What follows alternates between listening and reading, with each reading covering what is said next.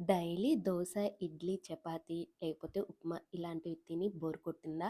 అయితే ఇలా మంచిగా హెల్తీగా కప్పు రాగులతోటి ఇలా బ్రేక్‌ఫాస్ట్ గానీ, లేదంటే ఈవినింగ్ పూట డిన్నర్ కానీ ఇలా చేశారంటే పొట్ట ఫుల్‌గా ఉండిద్ది. విటమిన్స్ కూడా పుష్కలంగా ఉంటాయి.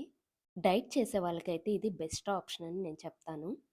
పొట్ట నిండుగా ఉండాలి, కానీ వెయిట్ పెరగకూడదు అనుకునే వాళ్ళకి ఇది బెస్ట్. ఈ రెసిపీ ఏంటో ఈ వీడియోలో చూసేయండి. ఫస్ట్ ఆఫ్ ఆల్ ఇక్కడ చిన్నగా కొంచెం అల్లం ముక్కలు, పెద్ద size onion, 2 table spoon or 3 table spoon carrot తురుము, ఒక పచ్చిమిర్చి ఇలా అన్నీ సన్నగా పీసెస్‌గా కట్ చేసుకోండి. క్యారెట్ మాత్రం ఇలా తురుముకోండి. సో, ఈ 4 ఇలా తురిమి పెట్టుకొని పక్కన పెట్టేసుకోండి. ఇప్పుడు ఒక బౌల్ తీసుకొని, ఆ బౌల్‌లోకి ఇప్పుడు నేను అరకప్పు రాగిపిండి తీసుకుంటున్నాను. ఈ రాగిపిండి నేను బయట కొనలేదు. ఇంట్లో రాగుల్ని మిక్సీ పట్టాను. సో, బయట పిండి కొనే బదులు రాగులు కొనుక్కొని ఇంట్లో ఇలా మిక్సీ పట్టుకోండి. టేస్ట్ అనేది బావుండిద్ది. ఇప్పుడు ఈ రాగి పిండిని ఒక బౌల్‌లో ఏసుకోండి. ఏ క్వాంటిటీతో అయితే రాగిపిండి తీసుకున్నామో అదే క్వాంటిటీ తోటి ఉప్మా రవ్వ తీసుకోవాలి. 2 సేమ్ క్వాంటిటీ అనమాట. ఇప్పుడు ఇవి 2 బాగా మిక్స్ చేసుకోండి. రవ్వ ప్లేస్‌లో మీరు ఇంట్లో నూకలుంటే నూకలు కూడా యూజ్ చేసుకోవచ్చంట. అంటే సన్నగా ఉంటాయి బియ్యము. సో, అవన్నమాట నూకలంటే. ఇలా బాగా మిక్స్ చేసుకున్నది ఇవి బౌల్ పక్కన పెట్టేసుకోండి. ఈలోపు వేరొక కడాయి తీసుకొని అందులో 1 టేబుల్ స్పూను నూనె ఏసుకోవాలి. నూనె ప్లేస్‌లో నెయ్యి కూడా వాడొచ్చు. బట్ ఇక్కడ నేను నూనె ఏసుకుంటున్నాను. నూనె బాగా మరిగిన తర్వాత 1 టేబుల్ స్పూన్ జీలకర్ర ఏసిన తర్వాత, జీలకర్ర మంచి ఫ్రై అయిన తర్వాత, ముందుగా మనం కట్ చేసి పెట్టుకున్నాం కదా! అల్లం ముక్కలు, పచ్చిమిర్చి 2 ఏసి మంచిగా ఫ్రై చేసుకోవాలి ఇవి. ఈ ప్రాసెస్ అంతా మీడియం ఫ్లేమ్‌లో టర్న్ చేసుకొని 1 మినిట్ ఇవి మంచిగా ఫ్రై చేసుకున్న తర్వాత, కొంచెం కరివేపాకేసుకొని, కరివేపాకు కూడా మంచిగా ఫ్రై అయిన తర్వాత, ముందుగా కట్ చేసి పెట్టుకున్న ఉల్లిపాయ ముక్కలు వేసేసి, ఒకసారి పచ్చివాసన పోయే వరకు ఒక 1 మినిట్ మంచిగా ఫ్రై చేసుకోవాలి. ఉల్లిపాయలు మంచిగా ఫ్రై అయిన తర్వాత క్యారెట్ తురిమేసుకొని, జస్ట్ క్యారెట్ తురుము ఊరక అలా ఒకసారి తిప్పితే సరిపోయిద్దనమాట. జస్ట్ ఒక 5 సెకండ్స్ ఆర్ 6 సెకండ్స్ అనమాట సరిపోయిద్ది. ఇప్పుడు మనము ఏ కప్పుతోటి రాగిపిండి, ఉప్మా రవ్వ తీసుకున్నామో అదే కప్పుతోటి 3 కప్పులు వాటర్ పోసుకోవాలి. ఇన్‌కేస్ మీరు 2 కప్పులు రాగిపిండి తీసుకున్నారు అనుకుంటే 6 కప్పులు వాటర్ పోసుకోండి సరిపోయిద్ది.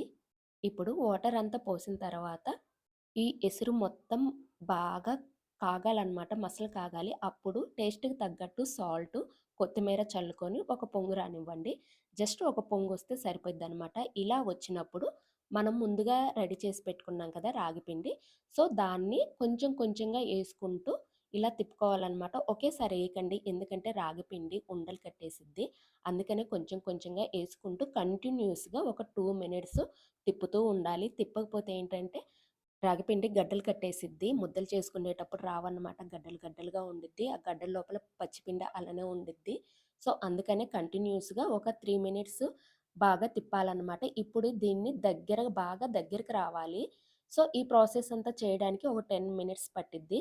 ఫైనల్‌గా ఇలా దగ్గరికి రావాలన్నమాట. చేతికి మనం తడి తీసుకొని ఇలా ఒక ముద్ద చేశామంటే చిన్న ముద్ద చేశామంటే చేతికి అంటుకోకూడదు. చేతికి అంటుకోలేదు అనుకుంటే అది బాగా కుక్ అయినట్టు. సో, ఇప్పుడు ఒకసారి బాగా తిప్పుకొని స్టవ్ ఆఫ్ చేసుకోండి. ఈ రాగి ముద్దనేది గట్టిగా కాకుండా ఇలా లూజ్‌గా ఉంటేనే బావుండిద్ది తినేటప్పుడు. సో, ఇప్పుడు ప్లేట్‌కి కొంచెం నెయ్యి అప్లై చేయండి. ఎందుకంటే మనం రాగి ముద్ద ఏసినప్పుడు ప్లేట్‌కి అంటుకోకుండా ఉండిద్దనమాట. అందుకనే నెయ్యి అప్లై చేసుకోవాలి.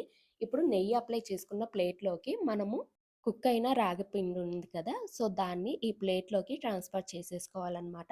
అలానే కడాయిలో ఉంచుకోవచ్చు. బట్ ఏంటంటే కడాయిలో ఉంటే ఎక్కువ సేపు టైం తీసుకుండిద్దనమాట. ఆరిపోదు, చల్లగా అవ్వదనమాట. సో, అందుకని ఇలా వేరే ప్లేట్‌లోకి తీసుకొని కొంచెం చేతికి నెయ్యి సారీ వాటర్ తడి చేసుకొని ఇలా ఈ రాగి ముద్ద మీద ఇలా స్ప్రెడ్ చేసుకోవాలని మీద వాటర్ తోటి. ఇలా వాటర్ తోటి ఎందుకు స్ప్రెడ్ చేసుకుంటామంటే సంగటి అనేది బాగా ఆరిన తర్వాత పైనంతా ఎండిపోయినట్టు అనిపిచ్చిద్ది. సో, అందుకనే తడి చేత్తోటి అలా తడి చేశామంటే రాగి పిండనేది పైన డ్రై అవ్వకుండా ఉండిద్దనమాట. ఇప్పుడు మళ్ళీ చేతికి తడి అప్లై చేసుకొని, ఇలా చిన్న చిన్న రాగి ముద్దలు చేసుకొని, వేరే ప్లేట్‌లోకి తీసుకోండి.